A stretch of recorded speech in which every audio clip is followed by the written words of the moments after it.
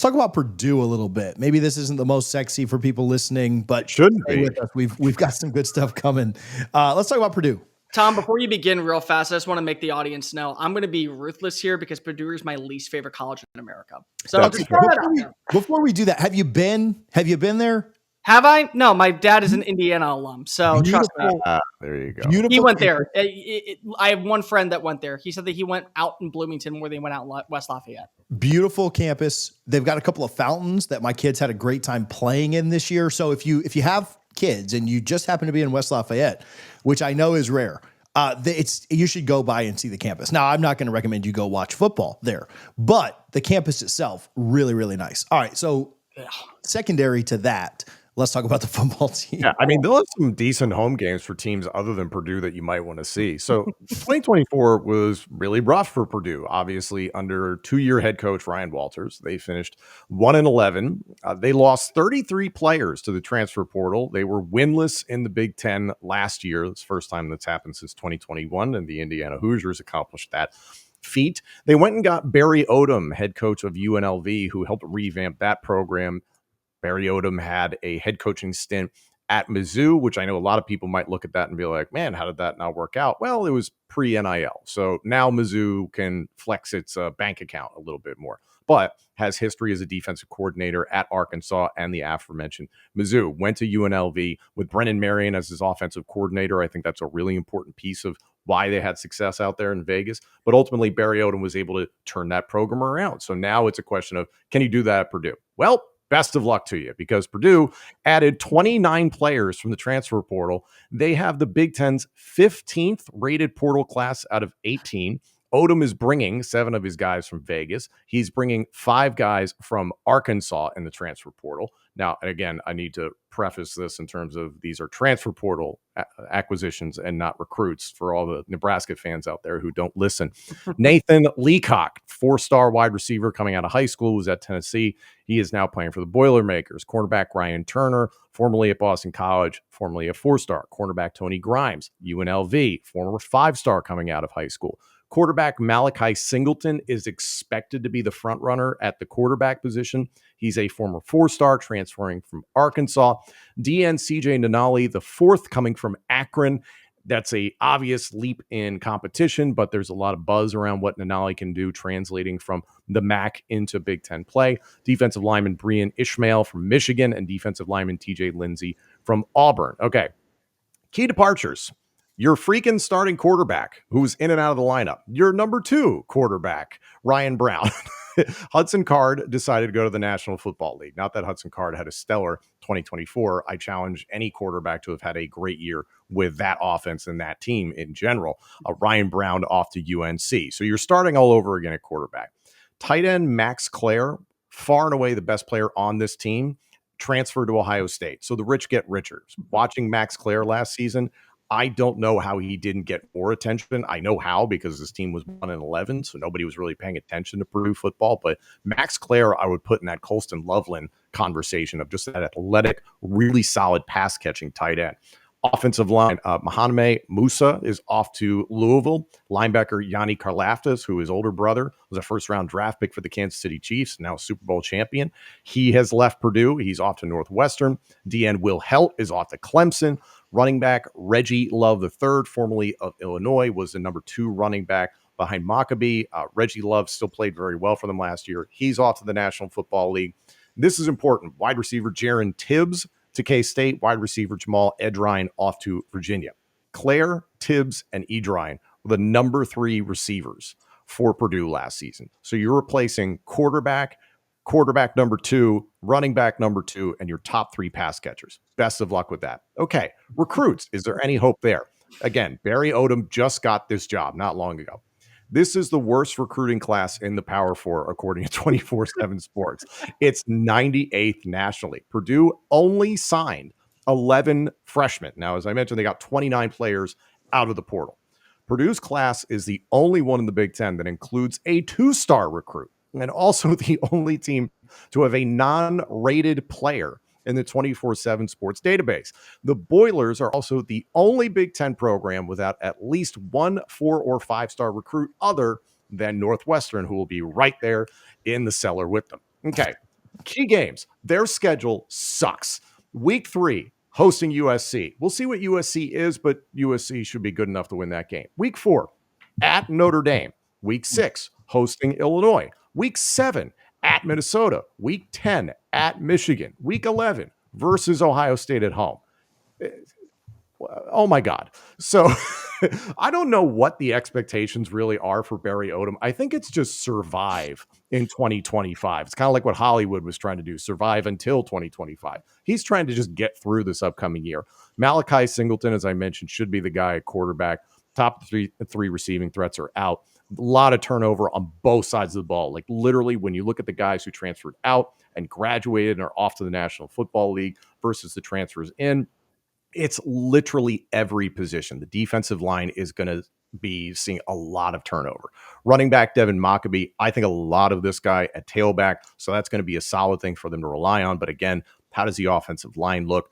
Barry Odom, lots of success when he was at UNLV, 9-5 in 2023. He was Mountain West Conference Coach of the Year, 2024, 11-3 bowl games, both seasons. So there's good experience for Odom, but at the absolute best, and I mean perfect scenario for Purdue, 5-7. At worst, 2-10. I have every expectation Purdue will go winless again in the Big Ten. They have a rough schedule. There's a chance their only 2 wins are in week 1 and week 2, and that's at home against Ball State and Southern Illinois. I would love to tell you who a breakout player is for Purdue. I'd love to tell you who the X factor is for Purdue, but honestly, I have no freaking clue. This team is going to struggle next season. It's not that case. I think Barry Odom is going to be able to do a lot for this team, but you are handing him a complete rebuild in year 1. I understand his ability to turn around UNLV should be an indicator of success, but man, for them to finish 5-7 would be a real task. Like I was mentioning, the way that their schedule kind of works out in the first handful games there. Like once you get into Big Ten play, it's almost a murderer's row, and you have a lot of games back to back to back that are just, it's rough. So best of luck to Purdue in 2025. Yeah. But those fountains, guys, those fountains. The fountains are good. Listen, the fountains are good. The best fountains in the Big Ten, maybe. I've never been to it. Maybe, yeah. I've not seen any other ones, but I'll give them that award.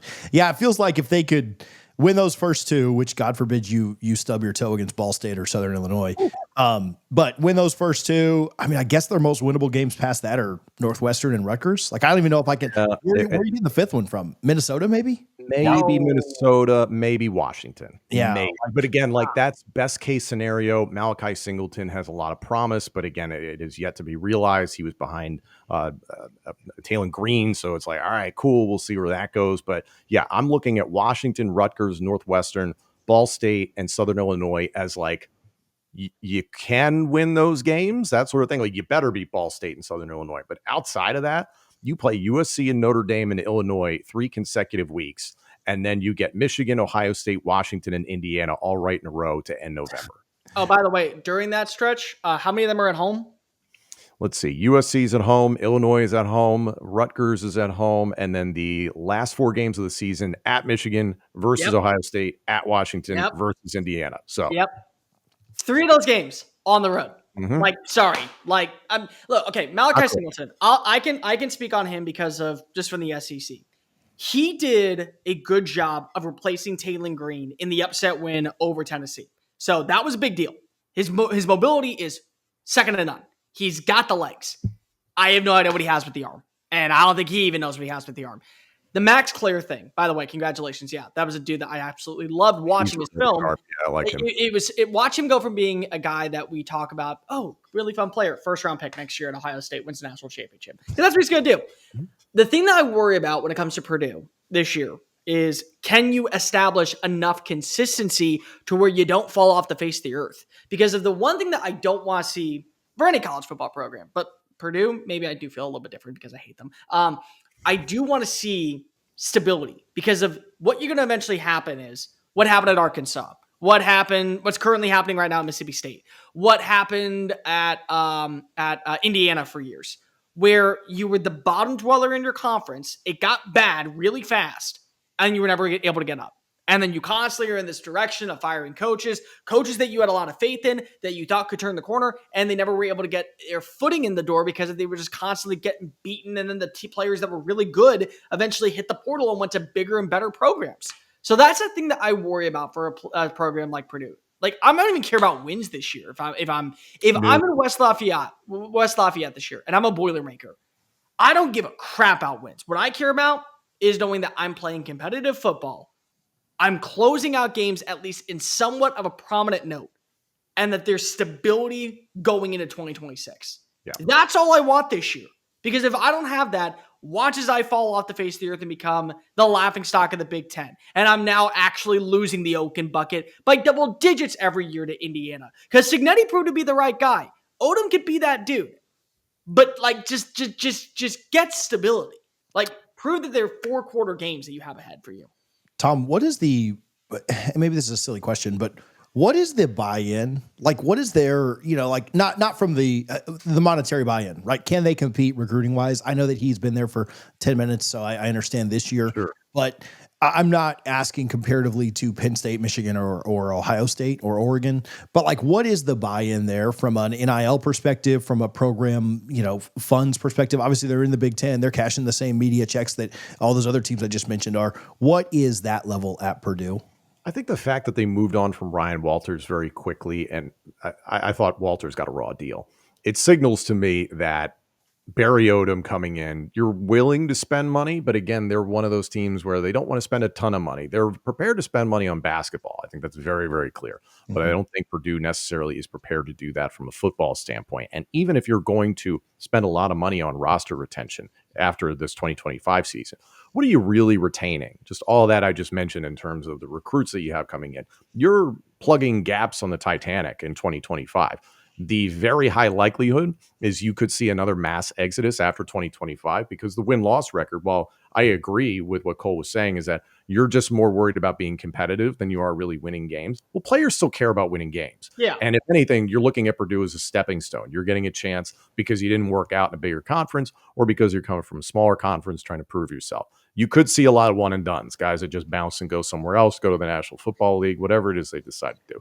That's going to be the immense challenge for Barry Odom is, 2025 is going to be painful, but then it's how do you get some of these guys to stay? And then who are the right guys that you want to stay? I think that's going to be an immense challenge for Purdue in the grand scheme of things. But in terms of resources, like your selling point is we're in the Big Ten. Yeah, Great fountains. You're in the Big Ten, and you should have a good chance to play. So it's like that's always something that's attractive to any football player. They want to get on the field. Period. You'll be able to get tape.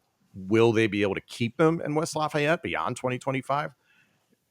Good luck, Barry. Really, good luck. I will say I did like the Barry Odom hire. Great hire. It was a good hire. Yes, good hire. And again, I think a tough deal for him at Mizzou. Now that Mizzou can open up the checkbook, that's a very different program. Eli Drinkwitz is enjoying that very, very much. I think Brennan Marion as the offensive coordinator is a guy who's only going to continue to rise the ranks. I think he's off to Sacramento State. Yeah, nice head coach. Yeah, I love Brennan Marion. So I think there was a lot of stuff that you could point towards. It was like, symbiotic relationship. Can he get the right people in place? Can he get the right people to want to come there? It's kind of the same issue as Kentucky. It's like, do you want to come here? Well, it's a stepping stone to someplace else. If anything, it's a lot worse than Kentucky's situation is right now. But Purdue is looking at being at the bottom of the Big Ten for the second year in a row. Thanks for checking out this video. Like, comment, and subscribe. And if you're looking for more college football stuff, we've got it right here on College Football Addiction. Thanks for tuning in.